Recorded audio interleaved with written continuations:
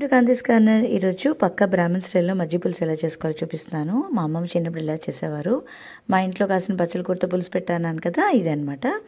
దీనికోసం పుల్లటి పెరుగు తీసుకుని చిలికేసుకుని ఒక గిన్నెలోకి మజ్జిగ తీసేసుకోండి. పెద్ద గిన్నె పెట్టుకోవాలి, ఎందుకంటే మజ్జిగ పొంగుతుంది కదా. ఇప్పుడు దీనికి పచ్చిమిర్చి, కరివేపాకు, పసుపు, ఉప్పు యాడ్ చేసేసుకోండి. అన్నీ యాడ్ చేసుకున్న తర్వాతే దీన్ని పొయ్యెక్కించాలి, లేదంటే మజ్జిగ విరిగిపోతుంది. ఇప్పుడు నేను కొంచెం బెండకాయలని ఆయిల్లో సాటే చేసుకుని యాడ్ చేసుకున్నాను.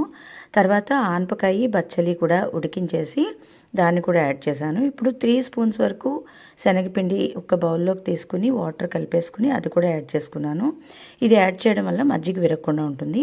ఇప్పుడు ఏంటంటే 1 స్పూన్ ఆవాలు, 1 స్పూన్ నూనెపప్పు అండ్ కొంచెం ఇంగువ, ఎండుమిర్చి, దీన్ని ఒక 1 అవర్ వాటర్లో నానబెట్టేసుకుని దాన్ని మెత్తటి పేస్ట్ చేసుకుంటాము.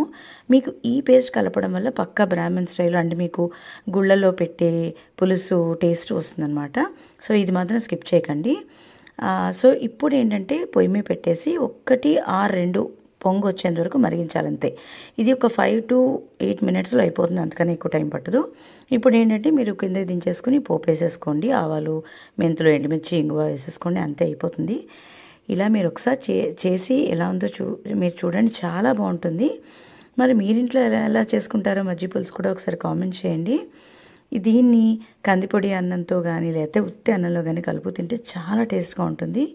I hope you like this video and thanks for watching. Subscribe చేయకపోతే నా ఛానల్ని మర్చిపోకుండా సబ్స్క్రైబ్ చేసుకోండి. Thanks for watching.